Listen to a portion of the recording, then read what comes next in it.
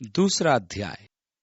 अब हे मेरे भाइयों, हमारे महिमा युक्त प्रभु यीशु मसीह का विश्वास तुम में पक्षपात के साथ न हो। यह एक बड़ी कठिनाई है। हम पक्षपात के जाल में सरलता से फंस सकते हैं। बस मैं नहीं जानता, मेरे ख्याल से हमारे समूची सामूहिक संरचना का एक भाग है, और यह तब होता है जब हम कुछ व्यक्तियों को दूसरे से ऊपर आदर देने लगते हैं। आपको सतर्क रहना होगा कि कहीं आप इस जाल में फंस न जाएं। ऐसा कई बार होता है कि जब एक व्यक्ति अपने परिचय देता है तो वह कहता है, मैं फलाना डॉक्टर हूं। डॉक्टर? ओह, हम व्यक्तियों के साथ पक्षपात करते हैं। हमें व्यक्तियों के प्रति पक्षपाती नहीं होना चाहिए। परमेश्वर ऐसा नहीं करता है। बाइबल कहती है परमेश्वर किसी का पक्ष नहीं करता। हमें भी ऐसा नहीं करना चाहिए, क्योंकि यदि एक पुरुष सोने के छल्ले और सुंदर वस्त्र पहने हुए तुम्हारी सभा में आए और एक कंगाल भी मैले कुचले कपड़े पहने हुए आए, और तुम उस सुंदर वस्त्र वाले का मुंह देखकर कहो कि तू वहां अच्छी जगह बैठ, और उस कंगाल से कहो कि तू यहां खड़ा रहे या मेरे पांवों की पीढ़ी के पास बैठ, तो क्या तुमने आपस में भेदभाव न किया और कुविचार से न्याय करने वाले न ठहरे? हे मेरे प्रिय भाइयों, सुनो, क्या परमेश्वर ने इस जगत के कंगालों को नहीं चुना कि विश्वास में धनी और उस राज्य के अधिकारी हों जिसकी प्रतिज्ञा उसने उनसे की है जो उससे प्रेम रखते हैं? पर तुमने उस कंगाल का अपमान किया। क्या धनी लोग तुम पर अत्याचार नहीं करते? और क्या वे ही तुम्हें कचहरियों में घसीट घसीट कर नहीं ले जाते? क्या वे उस उत्तम नाम की निंदा नहीं करते जिसके तुम कहलाए जाते हो? आपको मसीही बुलाया जाता है, इसलिए एक व्यक्ति का धनी होने से उसके साथ पक्षपात पूर्ण व्यवहार करने में सावधानी बरतो, या एक व्यक्ति का इसलिए अपमान न करो क्योंकि वह गरीब है। अब इस विषय में हम ईमानदारी दिखाएं, क्योंकि हम एक व्यक्ति की सहायता इसलिए करते हैं क्योंकि वह एक बड़ी गाड़ी में है, और उस व्यक्ति की उपेक्षा करते हैं जो एक पुरानी और सस्ती कार में हमारी चर्च में आता है, और दोनों की गाड़ी के टायर पंचर हो, मान लीजिए।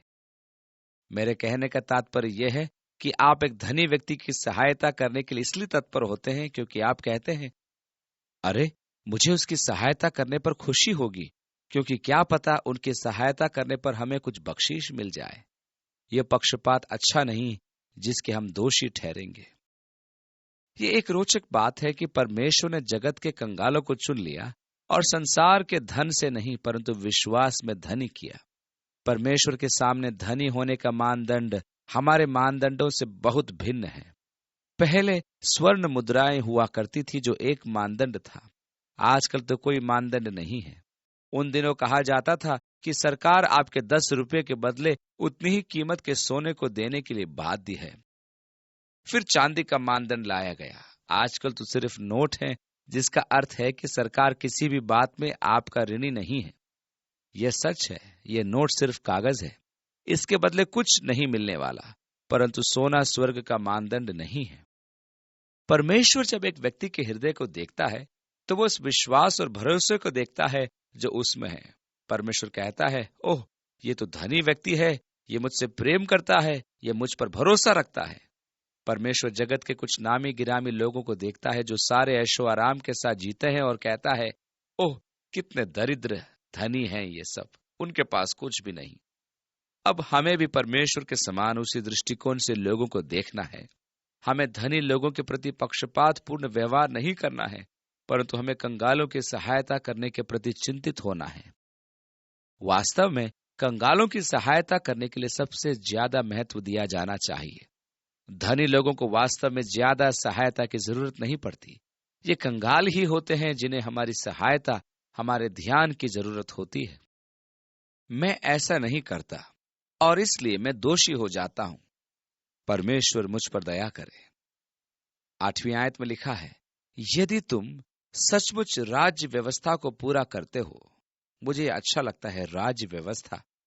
क्या है ये राज्य व्यवस्था? कि तू अपने पड़ोसी से अपने समान प्रेम रख। यही राज व्यवस्था है। मुझे इसका शीर्षक अच्छा लगता है कि यदि तुम अपने पड़ोसी से अपने समान प्रेम रखने की उस राज्य व्यवस्था को पूरी करते हो तो अच्छा ही करते हो। एक बार एक जवान धनी व्यक्ति यीशु के पास आया और इसी मामले में असफल हुआ। वो आया और यीशु के चरणों पर गिरते हुए कहा, हे उत्तम गुरु, अनंत जीवन का अधिकारी होने के लिए मैं क्या करूं? यीशु ने कहा, आज्ञाओं को मान। कौन कौन सी आज्ञाएं? व्यभिचार न करना, हत्या न करना, चोरी न करना और झूठी गवाही न देना। ओ प्रभु, मैं तो इन सब को लड़कपन से ही मानता आया हूं, परंतु इसके अतिरिक्त मुझ में और किस बात की कमी है?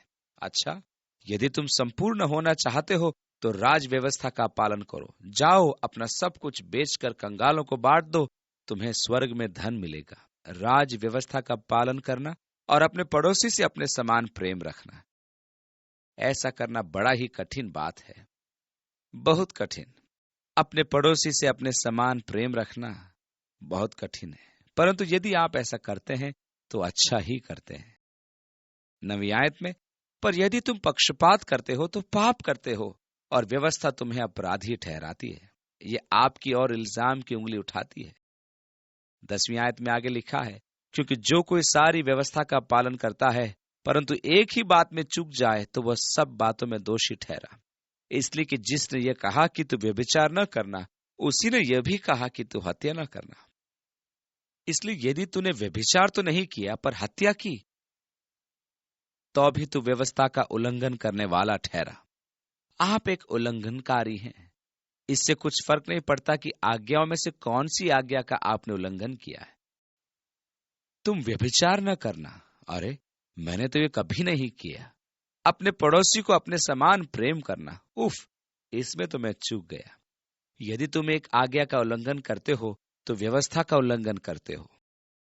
आप व्यवस्था को भंग करने के दोषी ठहरेंगे और वास्तव में इससे कोई फर्क नहीं पड़ता कि आपने कौन सी आज्ञा का उल्लंघन किया है। आप व्यवस्था को तोड़ने पर दोषी ठहरते हैं। यदि आप पूरी व्यवस्था का पालन करते हैं और सिर्फ एक आज्ञा में चूक कर जाते हैं, तो भी आप पूरी व्यवस्था के उल्लंघन करने में दोषी पाए जाते हैं। 12वीं आयत में आगे लिखा है, तुम उन लोगों की नाई वचन बोलो और काम भी करो जिनका न्याय स्वतंत्रता की व्यवस्था के अनुसार होगा, क्योंकि जिसने दया नहीं की उसका न्याय बिना दया के होगा। इस विषय को जरा एक क्षण के लिए सोचिए। यीशु ने कहा, धन्य है वे जो दयावंत हैं, क्योंकि उन पर दया की जाएगी। हमसे यह भी कहा गया है, दोष मत लगाओ कि तुम पर भी दोष न लगाया जाए, क्योंकि जिस प्रकार तुम दोष लगाते हो उसी प्रकार तुम पर भी दोष लगाया जाएगा, और जिस नाप से तुम नापते हो उसी से तुम्हारे लिए भी नापा जाएगा। अब ये बात मुझे अच्छी नहीं लगती। मैं ये चाहता हूं कि मेरे लिए एक नाप हो और आपके लिए बिल्कुल अलग। परंतु यदि मैं न्याय के दिन आपके विरुद्ध खड़ा हूं और आपकी ओर उंगली उठाकर दोषी ठहराऊं और कहूं, ओह तुम तो वाकई में घोर पापी हो, देखो ना तुमने क्या क्या किया। आपने जो कुछ किया होगा, हो सकता है आपको वह गलत न जान पड़े, परंतु मुझे ये घोर पाप लगता है, क्योंकि मैं आपको इसके लिए दोषी ठहराता हूं। इसका मतलब यह हुआ कि मैं इसी नाप से नापा जाऊंगा। आपको बस इतना करना होगा कि आप तस्वीर को थोड़ा बदल दें और उस पर के चेहरों को बदल दें। अरे ठहरो, मुझे जरा इस तस्वीर को ध्यान से देखने दो। ये तो मैं हूं, ये तो मैंने किया। आपको याद है, दाऊद के पास खूबसूरत पत्नियां थीं, फिर भी एक दिन छत पर टहलते हुए पास ही रहने वाली एक स्त्री को स्नान करते हुए उसने देखा। लालसा जगी, उस स्त्री के प्रति दाऊद की इच्छा जगी। वो अपने सेवकों को संदेश देकर भेजता है कि वो उससे कहें कि राजा उससे मिलना चाहता है। उस स्त्री के साथ वो व्यभिचार करता है। कुछ हफ्तों के बाद उसे एक पत्र मिलता है, प्रिय दाऊद, मैं गर्भवती हूं, और नीचे लिखा है बत्शेबा। तब दाऊद अपने सेनापति को यह संदेश भेजता है कि बत्शेबा के पति को छुट्टी में घर वापस भेज दो। उसका पति वापस आता है और दाऊद उससे कहता है, अच्छा तो बताओ सब कुछ कैसा चल रहा है, युद्ध की स्थिति कैसी है? वो कहता है, ओह सब ठीक है। अच्छा तो एक काम करो, तुम अपने घर जाओ और अपने पत्नी के साथ रात बिताओ, कल सुबह हम बात करेंगे। लेकिन वो अपने घर नहीं गया, वो दाऊद के राजभवन के द्वार में ही सो जाता है। सुबह दाऊद के सेवक ने आकर कहा, वो तो कल रात अपने घर नहीं गया, वो यहीं द्वार पर सो गया। तब दाऊद ने उसे बुला भेजा और पूछा, क्यों, क्या बात हो गई? तुम्हारे पास एक सुंदर पत्नी है, तुम्हें घर जाकर अपने पत्नी के साथ रात बितानी चाहिए थी। अपनी पत्नी के साथ आनंद कर, तेरी समस्या क्या है? उस पर वो कहता है, मैं तो अपने संगी साथियों के बारे में सोच रहा था। वे वहां युद्ध के मोर्चे में हैं और मुझे ये शोभा नहीं देती कि मैं अपनी पत्नी के साथ आनंद करूं। ये मेरे लिए एक सम्मान की बात न होती। सो दाऊद उसे मतवाला बना देता है। वह अपने सेवकों को हिदायत देता है कि उसके प्याले को मदिरा से भर दो, और इस प्रकार वह नशे में चूर हो जाता है। और दाऊद ने सोचा कि इस हालत में वह घर चला जाएगा और अपनी पत्नी के साथ रात गुजारेगा, परंतु वह उसके बजाय दाऊद के राजभवन में ही सो गया। सुबह सेवक दाऊद को बताते हैं उसने फिर रात यहीं बिताई। बाइबल कहती है, जो अपने अपराध छिपा रखता है उसका कार्य सफल नहीं होता। यहां दाऊद अपने पाप को छिपाने की कोशिश करता है, वो भी बड़ी ही कायरता के साथ। वो अपने सेनापति योआब के पास गोपनीय संदेश भेजता है। उसमें यह लिखा था कि ऊरिया को युद्ध के मोर्चे के बिल्कुल सामने रखना, और जब युद्ध भीषण हो जाए तो उसे वहीं छोड़कर लौट आना। इस प्रकार दाऊद ने जैसी आज्ञा दी वैसे ही योआब ने किया, और ऊरिया युद्ध में मारा गया। दाऊद को खबर मिली कि वह युद्ध में मारा गया। दाऊद ने बतशेबा को अपने पत्नी के रूप में अपना लिया। उसने सोचा कि वह अपने गलती को अच्छी तरह से छुपा सकता है। बतशेबा को एक बेटा उत्पन्न हुआ।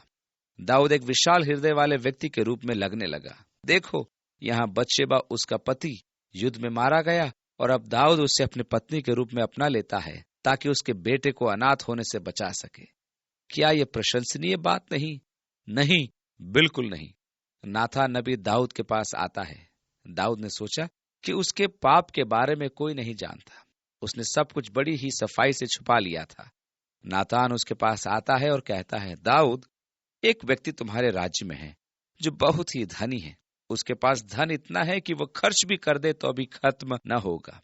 बहुत सी भेड़ बकरियों का झुंड। वो एक ऐसे निर्धन व्यक्ति के पड़ोस में रहता था जिसका एकमात्र संपत्ति एक भेड़ की छोटी बच्ची थी जिससे वह बहुत प्यार करता था। वास्तव में वो उसकी दुलारी थी। वो उसके गोद में सोती थी। वो घर में ही सोती और इस निर्धन व्यक्ति के टुकड़ों में से खाती थी। और एक दिन धनी व्यक्ति के पास एक मेहमान आया। उस धनी व्यक्ति ने अपने सेवकों को आज्ञा दी कि पड़ोस के निर्धन व्यक्ति के भेड़ की छोटी बच्ची को जबरन लाएं और उसे मार कर उसके लिए अच्छा भोजन तैयार करें। तब दाऊद का कोप भड़का और उसने नातान से कहा, वह धनी व्यक्ति निश्चय ही मृत्यु का दंड पाएगा। नातान कहता है, दाऊद, तू ही वो मनुष्य है। तुम्हारे पास इतनी पत्नियां थीं, फिर भी तूने पराई स्त्री की ओर नजर उठाई, और ऊरिया तेरा पड़ोसी और उसका पति था जिसे तुमने मरवा डाला। तू ही वो मनुष्य है दाऊद। देखा आपने, यदि हम दया नहीं दिखाते हैं तो हम पर भी दया नहीं की जाएगी। जिस नाप से हम नापते हैं उसी नाप से हम नापे जाएंगे। इसलिए अपने आप को दूसरों पर दोष लगाने के स्थान पर रखना हानिकारक होता है। दूसरों के कामों पर दोष लगाना मैं नहीं समझ पा रहा हूं, उसने ऐसा क्यों किया। जानते हो, उसने जो किया वो बड़ी ही भयंकर बात थी। अब सतर्क हो जाओ। आप अपने लिए एक नाप तैयार कर रहे हो जिससे आपको नापा जाएगा। मत्ती 5:7 में लिखा है, धन्य है वे जो दयावंत हैं, क्योंकि उन पर दया की जाएगी। जो दया नहीं दिखाता और जो बिना दया के दोष लगाता है उस पर दया नहीं की जाएगी। 13वीं और 14वीं आयतों में लिखा है, दया न्याय पर जयवंत होती है। हे मेरे भाइयों, यदि कोई कहे कि मुझे विश्वास है पर वह कर्म न करता हो तो उससे क्या लाभ? क्या ऐसा विश्वास कभी उसका उद्धार कर सकता है? अब यहाँ इस विषय पर बहुत से लोग पौलुस और याकूब के परस्पर विरोधी उपदेश को देखते हैं। मैं नहीं। पौलुस सिखाता है कि उद्धार विश्वास के द्वारा होता है, केवल विश्वास से। पौलुस इफिसियों को लिखी हुई पत्री उसके 2 अध्याय की 8वीं आयत में आगे लिखता है, क्योंकि विश्वास के द्वारा अनुग्रह ही से तुम्हारा उद्धार हुआ है, और ये तुम्हारी ओर से नहीं वरन परमेश्वर का दान है, और न कर्मों के कारण, ऐसा न हो कि कोई घमंड करे, क्योंकि हम उसके बनाए हुए हैं। याकूब क्या कहता है? क्या विश्वास कभी उद्धार कर सकता है? और उत्तर है हाँ, विश्वास उद्धार कर सकता है, एक सच्चा विश्वास। परंतु पहले आप सुनिश्चित कर लें कि आपका विश्वास सच्चा है, क्योंकि यदि आपका विश्वास सच्चा है तो वह कर्मों के द्वारा प्रकट होगा। दूसरे शब्दों में मात्र यह कहना है कि आपके पास विश्वास है, इससे कुछ सिद्ध नहीं होता और यह काफी नहीं है। मेरे पास ऐसे लोग आते हैं जो कहते हैं, ओह, मैं पूरे संसार से बढ़कर विश्वास रखता हूं। झूठी बात। किसी के पास सारे संसार से बढ़कर विश्वास नहीं है, ऐसे कहने से कोई फायदा नहीं होता। यदि आप विश्वास करते हैं कि फला बातें ऐसी ही हैं, तब आप उसी विश्वास के आधार पर अपना जीवन बिताएंगे। इस प्रकार आपका जीवन आपके विश्वास या आपके भरोसे का प्रमाण देता है। यह कहना कि आप परमेश्वर पर विश्वास रखते हैं, और यह कि परमेश्वर सर्वोच्च है, और यह भी कि परमेश्वर का आपके जीवन में प्रथम स्थान है, तब इससे यह समझा जाता है कि कुछ ऐसे प्रमाण होंगे जो उक्त तथ्य को प्रमाणित करेंगे जिसकी आपने पहले घोषणा की थी, और जो कर्म आप करते हैं उससे आपका विश्वास प्रमाणित होता है। और यह कहना कि आपके पास विश्वास है परंतु उसमें मेल खाने वाले कोई कर्म नहीं, तो यह पूरी तरह से गलत है। आप अपने आप को धोखा देते हैं। आप वास्तव में विश्वास में नहीं चल रहे हैं। यदि आप वाकई विश्वास में चलते हैं तो आपका कर्म इस सच्चाई की पुष्टि कर देगा। यदि कोई कहे कि मुझे विश्वास है पर वह कर्म न करता हो, तो उससे क्या लाभ? क्या ऐसा विश्वास कभी उसका उद्धार कर सकता है? नहीं, यह उद्धार नहीं कर सकता है। 15वीं आयत में लिखा है, यदि कोई भाई या बहन नंगे उघाड़े हो और उन्हें प्रतिदिन भोजन की घटी हो, और तुम में से कोई उनसे कहे कुशल से जाओ, तुम गर्म रहो और तृप्त रहो, पर जो वस्तुएं देह के लिए आवश्यक है वह उन्हें न दो, तो उससे क्या लाभ? उन्होंने न तो उसका देह गर्म किया और वे न उसकी पेट को भूख को भर पाए। 17वीं आयत में आगे, वैसे ही विश्वास भी यदि कर्म सहित न हो तो अपने स्वभाव में मरा हुआ है। वरन कोई कह सकता है कि तुझे विश्वास है और मैं कर्म करता हूं, तू अपना विश्वास मुझे कर्म बिना तो दिखा, और मैं अपना विश्वास अपने कर्मों के द्वारा तुझे दिखाऊंगा। ये मात्र एक घोषणा ही नहीं है, ये एक ऐसी घोषणा है जिसके पीछे कुछ तथ्य है। इसके पीछे का प्रमाण मेरे द्वारा किए जाने वाले कार्य है। अब कर्म मेरा उद्धार नहीं कर सकता। ये मात्र प्रमाण देते हैं कि मेरे पास उद्धार का विश्वास है। यदि जिसकी मैं घोषणा करता हूं उसके अनुसार का कर्म मैं न करूं, तो मेरे पास उद्धार का विश्वास नहीं है, बस घोषणा मात्र है। मुंह से की गई पुष्टि काफी नहीं है और उससे कुछ नहीं होने वाला। अब बहुतेरे लोग गलतियां करते हैं। आगे आकर वे पाप के अंगीकार की प्रार्थना तो करते हैं, लेकिन जब वे चले जाते हैं तो वे उसी प्रकार का जीवन जीते हैं जिसमें वे यही गलतियां फिर से दोहराते हैं। वे कहते हैं, अरे हाँ, मैंने उद्धार पा लिया है, मैंने आगे आकर पापियों की क्षमा याचना की प्रार्थना की। नहीं नहीं भाई, पापियों के लिए क्षमा याचना की प्रार्थना से आपको उद्धार नहीं मिलेगा। यीशु मसीह में का जीवित विश्वास ही आपके जीवन में वास्तविक बदलावों को लाएगा, और इसका प्रमाण आपके कर्म में प्रकट होगा, जो आपके विश्वास का प्रमाण होगा। आपका कर्म आपके द्वारा की जाने वाली घोषणा की सच्चाई के अनुसार हो और उसके साथ मेल खाए। 19वीं आयत में, तुझे विश्वास है कि एक ही परमेश्वर है, तू अच्छा करता है। दुष्ट आत्मा भी विश्वास रखते और थर थराते हैं।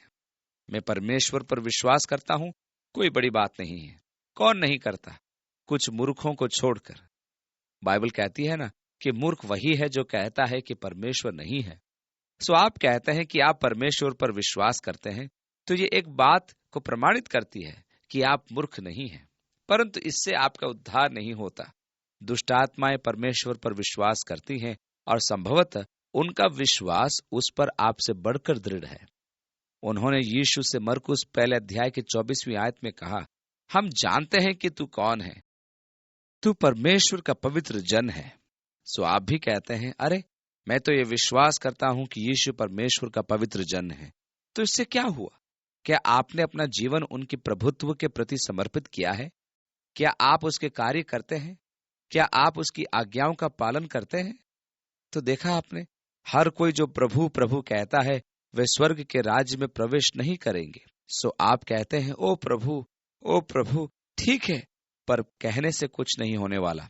यीशु ने कहा, जो मुझसे हे प्रभु कहता है, उनमें से हर एक स्वर्ग के राज्य में प्रवेश न करेगा, परंतु वही जो मेरे स्वर्गीय पिता की इच्छा पर चलता है। याकूब आपसे यही बात कहता है। यदि आप कहें कि मुझे विश्वास है, तो कहना काफी नहीं, आपको दर्शाना होगा, क्योंकि यह आवश्यक है कि मेरे जीवन के कार्य जिस विश्वास की मैं घोषणा करता हूं उससे मेल खाएं। यदि मैं विश्वास करता हूं कि इस कमरे में बम रखा गया है जो 2 मिनट के अंदर फटने वाला है, और मैं यहाँ खड़ा होकर बड़ी शांति के साथ आपसे घोषणा करूं, जानते हो, एक बड़ा बम 2 मिनट में यहाँ फटने वाला है, जो इस कमरे के परखच्चे उड़ा देगा। जो लोग ऐसा करते हैं वे सचमुच भयंकर हैं। जिस व्यक्ति ने यह बम रखा है, उसके दिमाग की दुष्टता की कल्पना भी नहीं की जा सकती। वे क्यों हमारा विनाश करना चाहते हैं? आप कहेंगे, अरे आपको वास्तव में विश्वास नहीं है कि यहाँ बम है। क्यों? क्योंकि जो विश्वास के साथ घोषणा कर रहा है, वो वहीं खड़े खड़े घोषणा कर रहा है। यानी कि आपकी घोषणा आपके कार्य से मेल नहीं खा रही।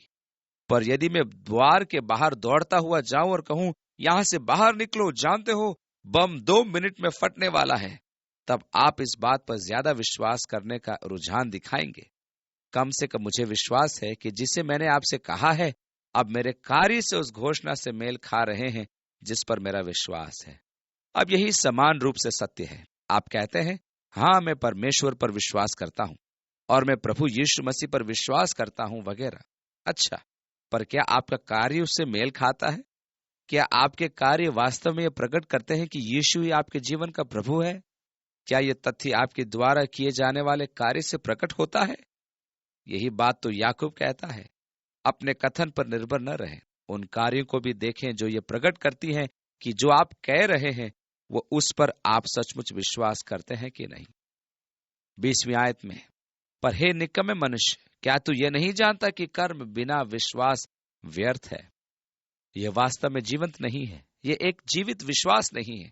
यह उद्धार देने वाले विश्वास नहीं है। 21वीं आयत में, जब हमारे पिता अब्राहम ने अपने पुत्र इसहाक को वेदी पर चढ़ाया, तो क्या वह कर्मों से धार्मिक न ठहरा था?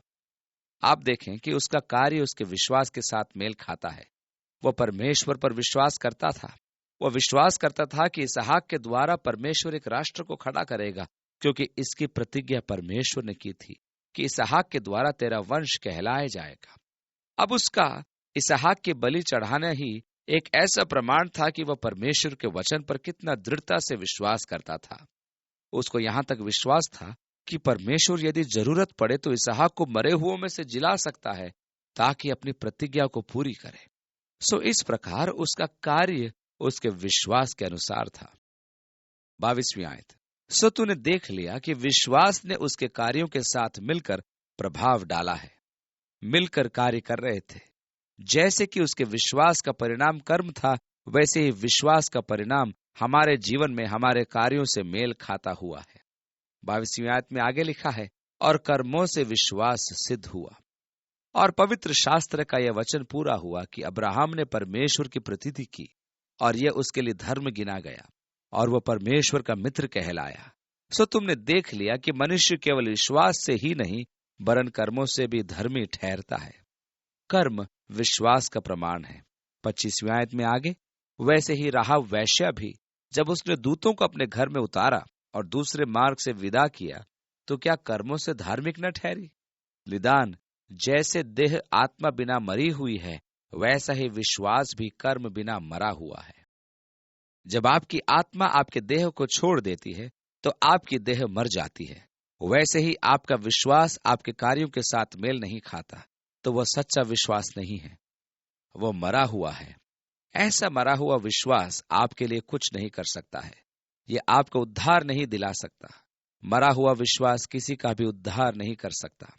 ऐसा सिर्फ जीवित विश्वास और जीवित प्रभु ही कर सकता है, और यह जीवित विश्वास मेरे जीवन में होने वाले कर्मों के द्वारा प्रदर्शित होता है, जो समन्वय और मेल रखते हैं उससे जिसकी मैं घोषणा करता हूं कि यह सत्य है।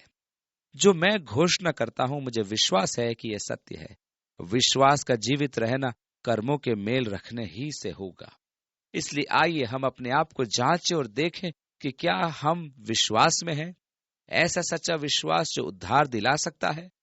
सिर्फ प्रेरितों के उपदेशों को शब्द आडंबरों में बोलना ही नहीं है। मैं विश्वास तो करता हूं, लेकिन मेरे जीवन के कार्य मेरे विश्वास के साथ मेल रखें। यही हमारी प्रार्थना होनी चाहिए। आइए हम प्रार्थना करें। हे पिता, हमारी सहायता कर कि हम सचमुच वचन के अनुसार चलने वाले बने, न कि सिर्फ सुनने वाले। हम न सिर्फ विश्वास का मुंह से समर्थन करें, परंतु उस विश्वास को अपने जीवन के रवैये और कर्मों के द्वारा प्रदर्शित करें। प्रभु सहायता कर कि हम धोखे में न पड़े। यीशु के नाम में आमीन।